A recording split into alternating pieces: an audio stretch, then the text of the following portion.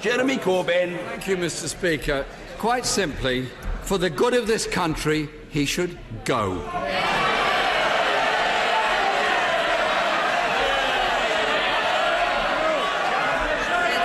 Mr. Speaker, he says he wants a general election.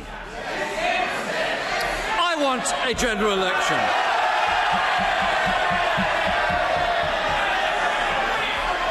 It's very simple. If he wants an election, get an extension and let's have an election. Prime Minister.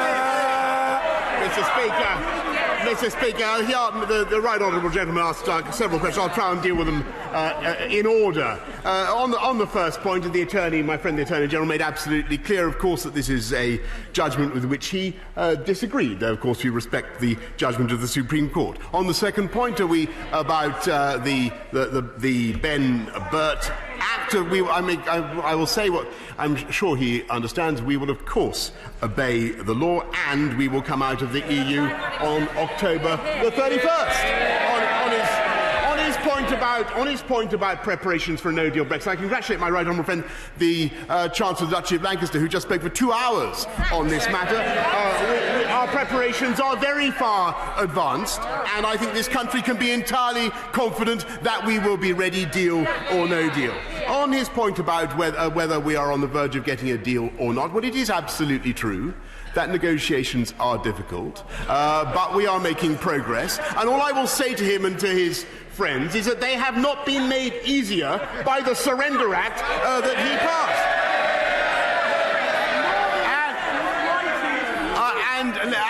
And I am very proud, by the way, to take his next point, about everything that I did as Mayor of London. I may say to the current Mayor that he'd be better off spending less on press officers and more on police officers in London, because we were funding 20,000 more on our streets.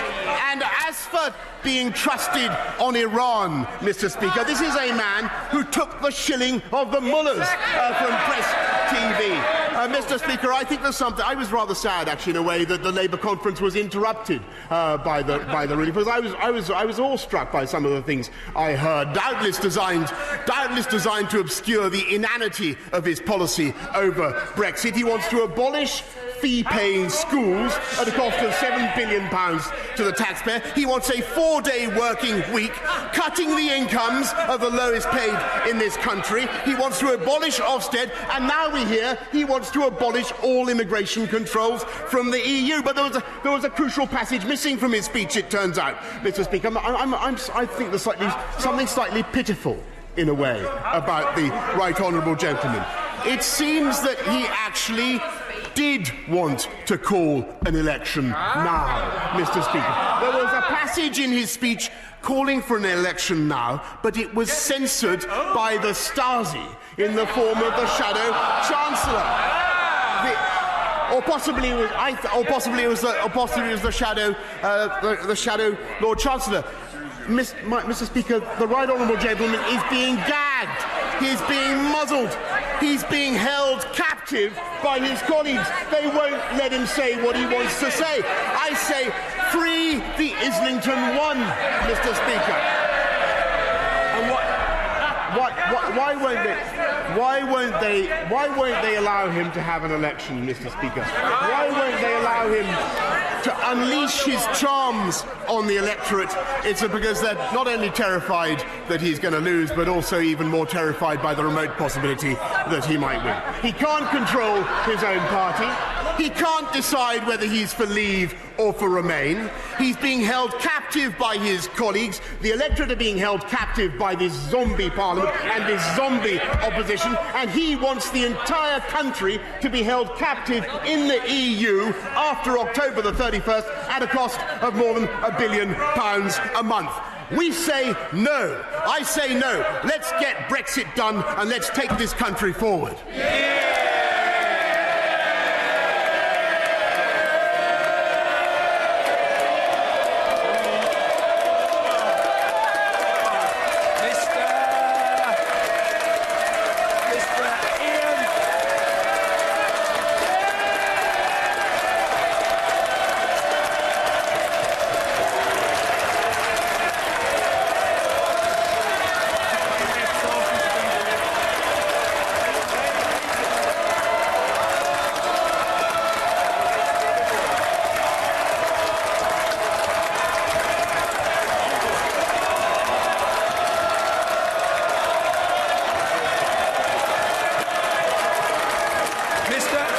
Duncan Smith.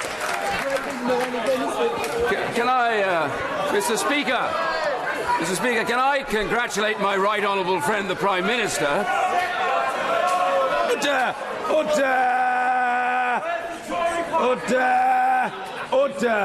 Order. I appeal to members of the House to calm themselves. I've just called the right honourable gentleman, the member for Chingford and Woodford Green.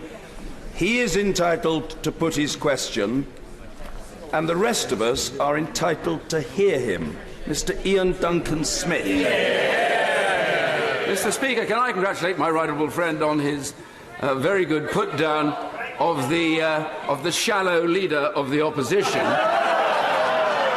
Can I also say that I understand now that his government has changed the root origin of the term yellowhammer to describe the botched attempt by the leader of the opposition to dispatch his own deputy.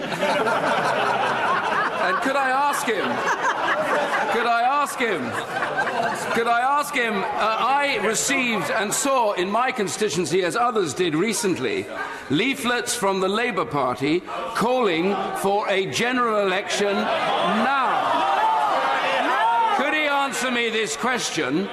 Can he give me any reason why we are not having an election at this particular point? Does he think for any moment it could be because the leader of the opposition fears his own party just as much as he fears us? Prime Minister. I thank my right honourable friend for his very acute question, Mr. Speaker, and I'm afraid the answer is very simple, that they don't want an election because they are not sure that the public would trust them with the government of this country, and I think that they're right, and I think that they put the yellow into yellowhammer, Mr. Speaker.